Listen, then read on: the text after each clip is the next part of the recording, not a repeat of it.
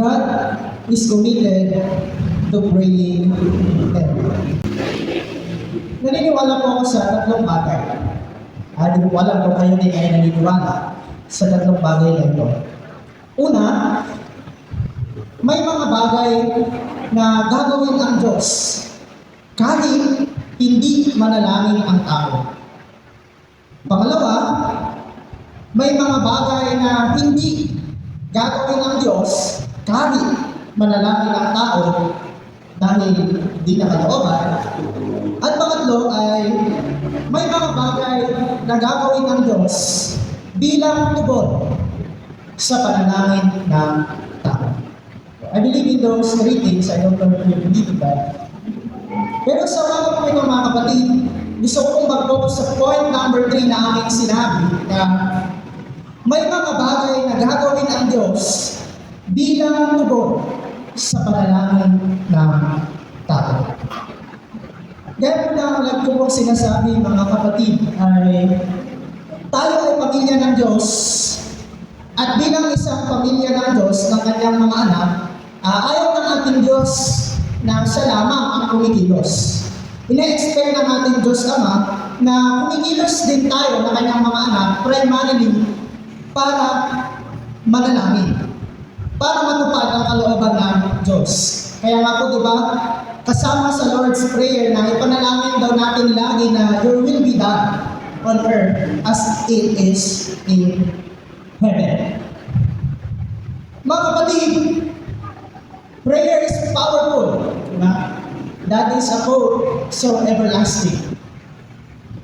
We believe in that. Pero ang tanong ay, yung paniniwala po ba natin ay nagmamatch doon sa ating kilos na naniniwala tayo na makapangyarihan ang panalangin. Ngunit kamusta po ang ating mga prayer life? That is the question. Medyo mabigat po ang bola ng baseball. Mga 5 ounce, sabi sa Google.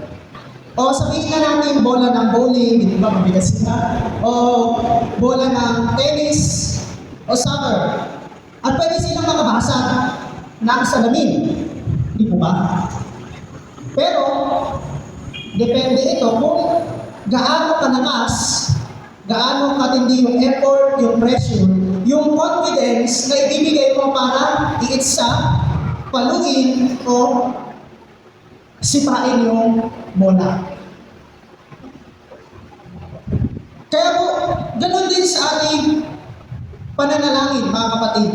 We believe in the power of prayer, but the question is, how much effort, how much pressure, confidence ang naibibigay natin para i-match yung ating paniniwala. Kasi we believe in the power of prayer and we believe na makakabasag ang bola. Pero para mangyari yung ating paniniwala o mapatunayan natin, kailangan mayroon din tayong part. Diba? Mayroon tayong effort, mayroon tayong time, mag-e-exert tayo ng panahon doon sa bagay na yun. So mga kapatid, is our prayer life can break the barriers set by the enemy. Is your prayer life enough to make you victorious? Or is your prayer life enough to make the world upside down? Alam niyo po ay in the biblical accounts, dito po dumating na sa point na dahil sa katigasan ng ulo ng mga Israelita, lalo na yung paggawa at pagsamba sa mga Diyos-Diyos, dumating sa point na gusto nang wasakin ng Diyos ang mga Israelita. Yung talagang nagagalit ang Diyos, napupuot ang Diyos sa kasalanan ng mga Israelita. At sinabi niya nga po kay Moises doon sa may Exodus 32:9-10, I have seen these people, and behold, it is a stiff-necked people. Now, therefore, let me alone, sabi ng ating Diyos, that my wrath may burn hot against them, and I may consume them in order that I make you a great nation. Kung makikita po natin dito, if we are looking at the text so dramatically, talagang napakatindi nga noong emosyon ng ating Diyos to the point na gusto niyang wasagin, i-wipe out ang Israel. Pero ano pong ginawa ni Moises? Sabi niya sa sumunod na verse, Moises implored, besought, or pleaded the Lord his God, and the Lord relented the disaster that he had spoken of bringing on his people. Look at that, mga kapatid. Wawasagin na ng Diyos ang Israel. But because Moses prayed with all of his heart, pleaded, Panginoon, pagpupunin ng Diyos, wag mong wasagin ang iyong sariling bayan. At itinigil ng Diyos, hindi niya na winasa ang mga Israelita because God is committed to praying them. Kasi kung hindi na nalangin si Moises, patay na sila lahat. Di po ba? But God is committed to praying men. Kaya po mga kapatid, sobrang dami pa ng mga kaluluwa na hindi natin alam kung kailan dadagok sa kanila ang puot ng Diyos either in this life or sa kabilang buhay. At kailangan po natin sila mga ipanalangin. Maybe, baka po sa ating pamilya, mayroon pang mga hindi ligtas, sa bloodline natin, o kaya sa circle of friends, o kaya sa ating mga katrabaho, sa whatever area sa ating mga buhay, kailangan po nila na panalangin natin. Huwag po tayong maging masaya na tayo lang ang ligtas. Diba? Noong bata po ako kapag ka merong prayer meeting, kasama yung mga, lalo na yung mga oldies, nung bata ako ay laging merong kasamang pangalan na pag-pray nga po natin, pastor o mga kapatid, yung halimbawa, yung aming asawa, yung aming kapatid, yung aming kamag-anak, ganito, talaga mayroong pangalan. Kapag kagano. And then later on, hindi ko po alam kung kayo lang, kung na-observe ko. And then later on, hindi ko na siya naririnig. Wala nang pangalan. Parang wala nang gusto na magsabi na pag-pray nung ako si ganito na maligtas ko sana. Na makamtan niya o makilala niya ang Panginoon personally. It became general na lang. Na Panginoon, iligtas mo, marami ka pa, iligtas. Pero during that time, I felt the importance, the super importance of a soul being converted na maging isang Kristiyano.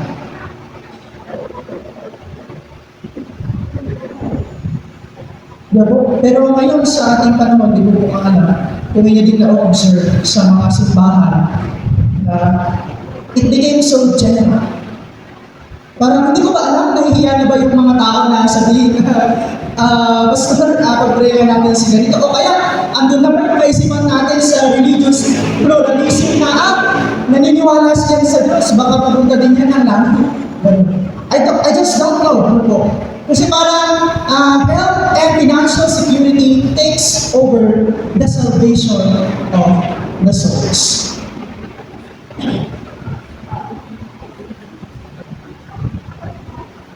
Mga kapatid at mga kaibigan, if we are to be honest right now,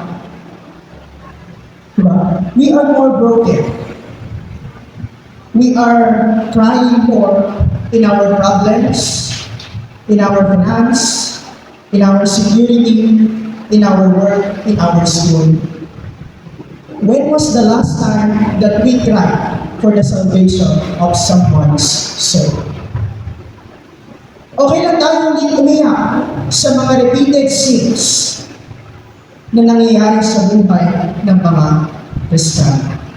Di po ba doon sa may kanta na Hosanna, meron line doon sa dulo na, break my heart for what breaks yours, O Lord, everything I have for your kingdom's cause. Di ba? What breaks the heart of God more than the soul of individual, mga kapatid? Ano ba ang bagay na mas makakapagpabroken sa puso ng Diyos kaysa sa mga taong alam niya na magsasuffer eternally? Are we doing everything, especially in praying, to save souls? Masasabi ba natin din, katulad ni Pablo sa Romans 9:3 na kahit ako na yung mapunta sa impyerno, kahit ako na yung mahirapan, basta makapaniwala lang sila, maligtas lang sila para sa kanilang ikabubuti. Can we say that in our heart, di ba? Kasi Paul had the heart of God, of Jesus Christ, na yung feeling na kahit ako na lang, yung masaktan, yung mahirapan, kahit ako na lang yung mag-suffer, basta para sa kaibubuti na maraming nila. Are we doing our part in praying for the salvation na kung sino man ang ininagay ng Diyos sa ating mga puso? Naalala ko yung aking father. Si Papa kasi ay dakilang makinino. Dakilang makinino. Kapag may mga times na yung may nakakaaway sa inuman, nakakaaway siya ng kita, ng gulo. And then, lagi na akong kinukwento ni Mother, parang sobrang tagal din nilang pray, probably mga 9 to 10 years, na makonvert ang aking father. And then, ang hindi ko nakakalimutan, na one time, nag-testimony ang aking father, sabi niya, wala ako ngayon dito, sabi niya. Kumbaga, hindi ako naging Kristiyano kung hindi rin sa panalangin ninyo, mga kapatid, na aking asawa, ninyo at ng simbahan. Because God is committed to praying men. Si George Mueller po ay isa sa mga prominent figure sa evangelical noong 1800s. At meron po siyang account na ganito. Kaya niyo po basahin ito. November 1844, nag-umpisa akong manalangin para sa 5 tao na maging Kristiyano. Ipinapanalangin ko sila bawat araw. Walang bintis. May sakit man o wala, nasa lupa man ako o nasa karagatan na nagtatravel. Kahit ako man ay may sakit o wala, pinapanalangin ko sila at kahit ano pa ang aking engagement. Sa loob ng 18 months, naging Kristiyano ang isa. Lubos ang aking pasasalamat sa Diyos at patuloy akong nanalangin para sa apat. 5 taon ang lumipas at ang isa naman ay naging Kristiyano. At ang isa, sa paglipas ng taon, 6 na taon, naging Kristiyano naman yung isa. So, 3 na po ang naging Kristiyano yung sa kanyang 5 ipinapanalangin everyday. And then, 36 years later, mayroong sumulat sa kanya na hindi pa daw nagiging Kristiyano yung dalawa. Kaya nagpatuloy itong si George Mueller sa pananalangin. As sinabi niya sa kanyang sulat, pero umaasa ako sa Diyos. Patuloy akong mananalangin at aasa sa kasagutan. They are not converted yet, but they will be. Alam niyo po, 52 years later, nang sinimulan niya ipinanalangin yung dalawa, at last, naging Kristiyano yung dalawa, pero after na niya mamatay. Sabi niya po dito, hindi ko na po tinagalog kasi ang ganda sa English. The point is, never to give up until the answer comes.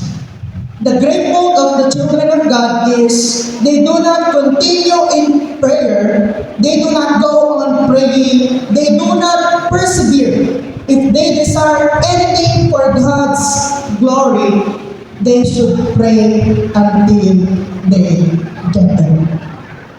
Do you see that, mga kapatid? Just imagine for 52 years of praying for 5 persons until 2, God answered the prayer of this man. Because God is committed to praying men. The problem with us, we are trying to win the world, we are trying to win our life by our own strength and intelligence. I always believe, mga kapatid, na ang panalangin, prayer is an acknowledgement that we cannot do anything apart from God.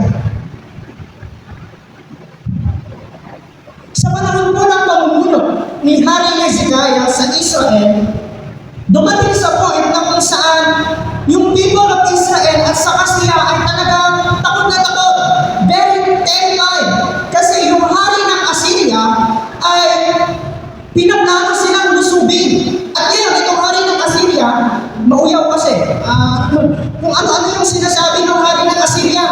Kayo na mga taga-Israel, huwag niyong pakinggan ang hari ninyo na ililigtas kayo ng Diyos ninyo. Napakalaki kong sinabot. Napakalaking bansa, makapangyarihan na bansa, walang nagawa yung Diyos nila. Tapos kayo na Israel, Judah, maliit-liit ninyo. Anong kayang gawin ng Diyos ninyo? Ganun yung mga salita mo, hari ng Assyria. Siyempre, ito ng mga taga-Israel, takot na, takot. Ano po? Pero, anong ginawa nila? Sabi po sa 2 Chronicles 3:20, King Hezekiah and the prophet Isaiah, son of Amos, cried out in prayer to heaven about this. At ano po nangyari? Sa 2 Kings 19:35, makikita po natin yung result. That night, the angel of the Lord went out and put to death 185,000 in the Assyrian camp. And when the people got up the next morning, they were all have seen dead bodies. Do you see that, mga kapatid? Wala silang ginawa kahit ano para matalo ang Assyria.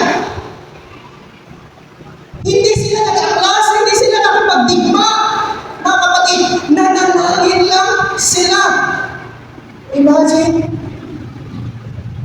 they just prayed and then kinabukasan 185,000 patay na ang kanilang mga kalaban. They did nothing but to pray because God is committed to praying men. Hindi po ba si King Hezekiah din? Yung nadagdagan yung buhay na 15 years. Diba sinabi ng Diyos, mamamatay ka na dahil sa iyong sakit. Pero Hezekiah pleaded, prayed to the Lord, Panginoon, pahabain mo ba ang aking buhay? And God said, 15 years I will add into your life.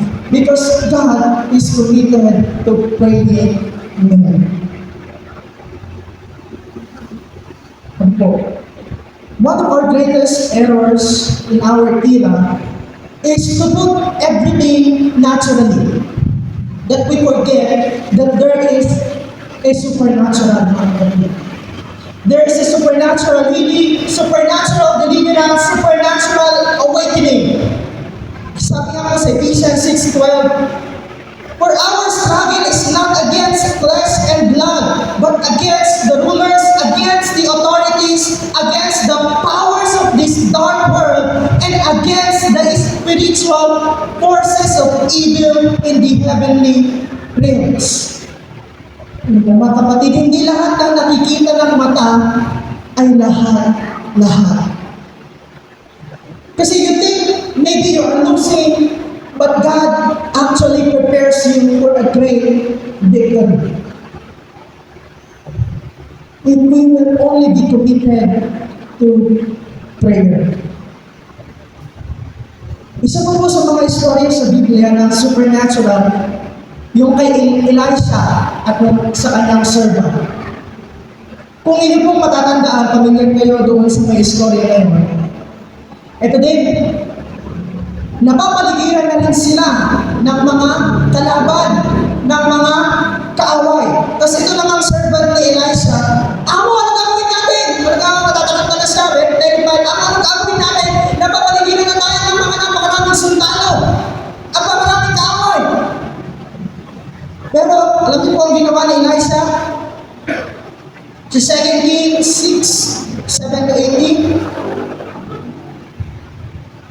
and Elisha prayed, "Open his eyes, Lord, so that he may see."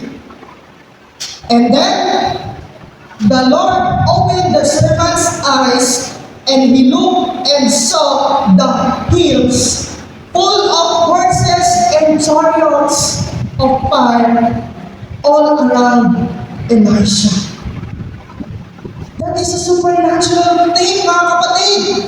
Kasi doon sa mata ng servant ni Elisha, yung nakikita niya lang yung physical realm, yung mga kalaban. Pero nung nagdasal na si Elisha, na Panginoon, ipakita mo sa aking servant ang iyong gawain o ang iyong working, diba? Nakita niya yung supernatural realm. Na mayroong mga spiritual forces, sabi po dito, di ba? Full of horses and chariots of fire.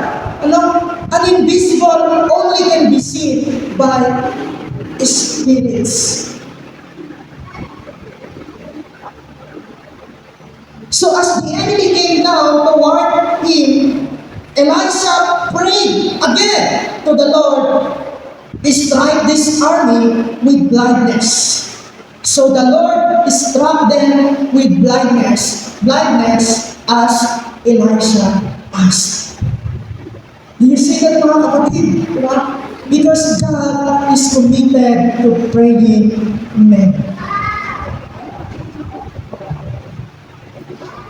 At meron pa po, hindi lamang dito sa biblical accounts, kahit sa mga ilang kasaysayan, mapapatunayan po natin ito. Ito po ay true story, mga kapatid, kung sasabihin ko ito. Merong isang missionary. Ito po ay missionary ng mga unang pang mga siglo.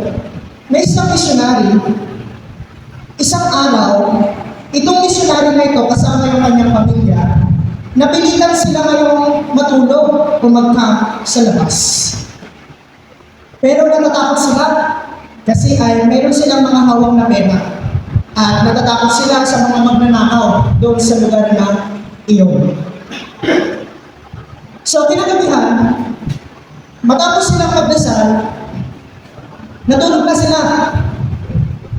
So fast forward po natin, ilang buwan yung lumipas, mayroong napunta ngayon doon sa mga mission hospital nila na isang injured na lalaki. At ngayon, itong lalaki na ito, injured, tinanong niya ngayon yung missionary. Kumbaga, mayroon po ba kayong guard o mga soldier noong panahon na natulog kayo doon sa labas? Sabi ng lalaki. Nagtataka naman yung missionary, wala naman, sabi niya. Tapos sabi ng lalaki ay, hindi meron, kasi hindi lang ako yung nakakita, kasi kahit yung mga kasama ko, sabi ng lalaki, mga kapatid, kasi alam niyo, nung panahon na yun, nung gabi na yun, nanakawan sana namin kayo.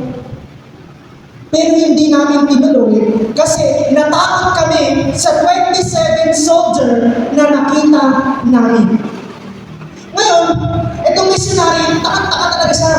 Parang ano ba pinagsasabi nitong ano na to?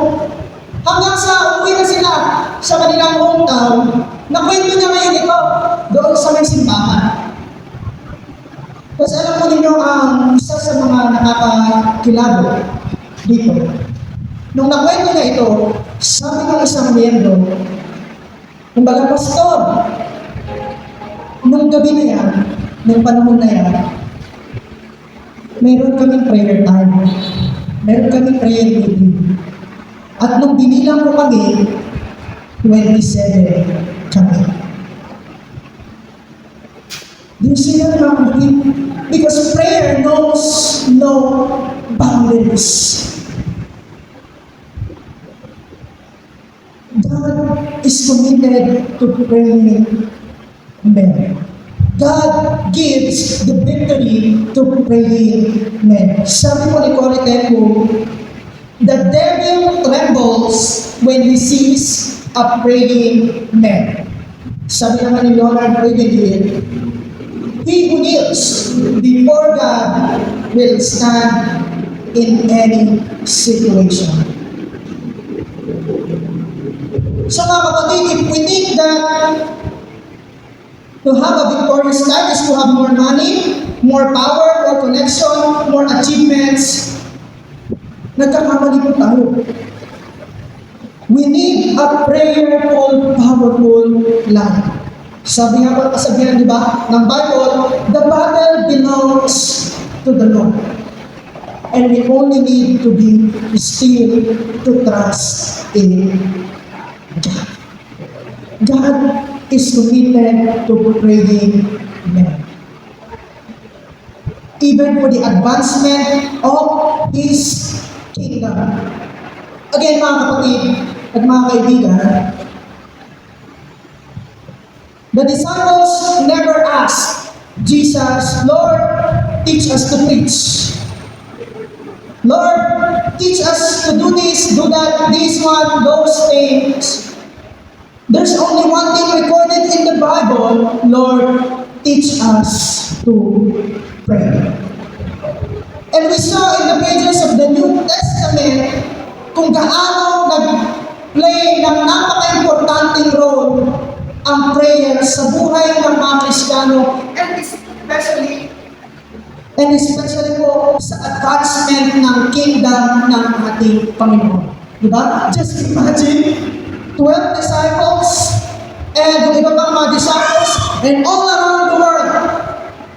Now, we have billions of Christians. Because only supernatural can expand supernatural. At hindi naman po sa Biblia tayo makakakita ng ganitong mga record ng mga revivals and awakenings. Kasi kahit sa mga kasaysayan noon, mga 1600s, 1700s, 1800s, ay mayroong mga ganito sa iba't ibang panig ng mundo. At sabi ni Dwight L. Moody, ang isa sa mga sikat na evangelists, during that time, every great movement of God can be traced to a kneeling figure.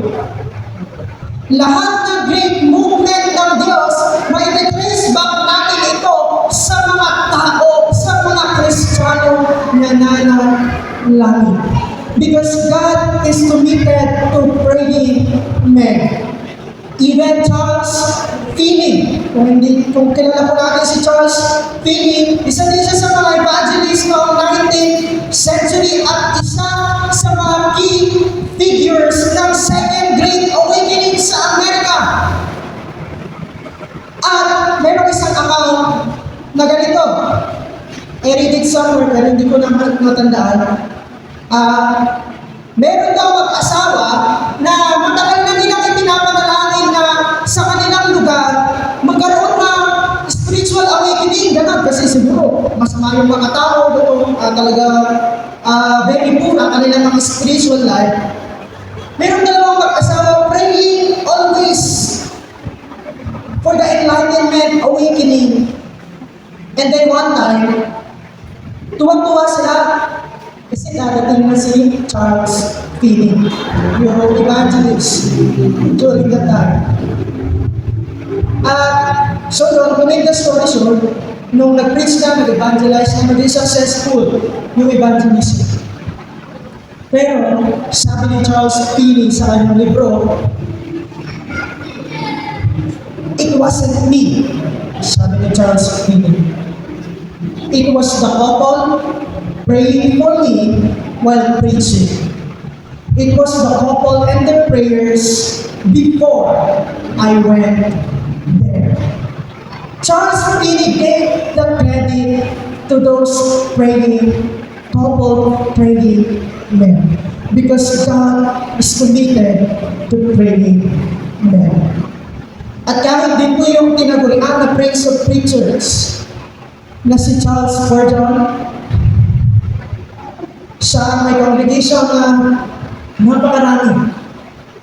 At sabi niya, sa biography din ni Charles Spurgeon, bago daw siya mag-preach, madalas, nagpapadasal muna siya, nagpapa-pray muna siya sa mga elders before preaching. Because he believed that he cannot do anything apart from God. Kaya mga kapatid, nagpapasalamat kami na inyong mga manggagawa sa inyong pong panalangin lagi para sa amin. Kaya po kung meron kami laging idiniman ng sobra-sobra, yun po ay ipanalangin po ninyo kami. Pray for us always. Kasi po naniniwala po kami na kami ay kami dahil sa panalangin ng iba para sa amin. So if we want a powerful life, a powerful church, we must be praying men. Alam niyo po, I just want to share to you one of the local churches na meron po tayo dito po sa Pilipinas na Wesleyan. 4 year po kami noon na sa may subject kami na church growth. Pinunta kami sa isang simbahan natin. Doon sa may Benguet, sa Buyagan Wesleyan Church. Kung napunta na po kayo doon sa Benguet. Sa Buyagan Wesleyan Church. Doon kami pinunta para mag-observe, mag-interview, kung ano pa. At alam niyo po ba, hindi ako naniniwala sa mga sinasabi nung teacher namin sa church group nung una, nung di pa kami nagpunta. Kasi ang sabi niya, meron daw silang 50 laymen. Doon, isang church lang na, local church. Meron silang 50 laymen, tapos ang dami nilang preaching point. Hindi talaga ako naniniwala kasi hindi ako masyadong paniwala yung tao. I always give the benefit of the doubt. Kaya noong nagpunta na kami doon, nagpunta kami ng madaling araw, nakito, in-observe namin ito. Andun din kami nag-interview. At ang kanilang average attendance ay 800 to 1,000. Kasama na po din yung kanilang mga preaching point. Kasi meron silang siyam na preaching point. So, meron silang main church, tapos yung mga member na, yung mga laymen, dinidistribute na doon sa may na preaching point, meron silang kanya-kanyang assignment. Para kami na-revive, kasi in-interview din namin yung mga pati hanggang kami, talagang andun yung kanilang mga layman, totoo ba yung 50 laymen na yun? Tapos sila lang namin, andun sila. Lahat. Halos lang sigurado sila, pero ang dami nila. Nung gabi ng linggo na yun, kasi meron din silang meeting ng linggo na yun. Actually, that is part of their program, yung parang gospel service. So, to make the story short, talagang palago sila. Yung interview namin, yung mga nagsalita, mga nag-testimony din ng mga laymen, pinag-aaralan ko yung mga sinasabi nila. Only 2 key ingredients kung bakit ganito yung simbahan. The Word of God and prayer. Halos na lang umiikot kung kanilang mga sinasabi. And you know, this is the most shocking revelation. Sabi, pwede kayo, alam mo ba, ang kanilang pastor, no, during the time, nagpunta po kami, babae. biyuda na dalawa ang nag-lead sa kanila. And this is the most striking. Sabi nila, the power of this church, we believe, is our prayer life. Pinagmamalaki namin sa buong distrito at baka nga sa buong Pilipinas pa. They are the only church who have done mass 3 times a week. 4 a.m.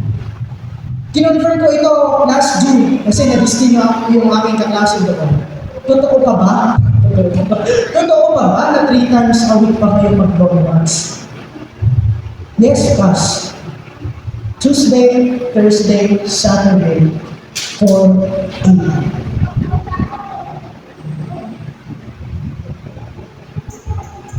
God is committed to praying men.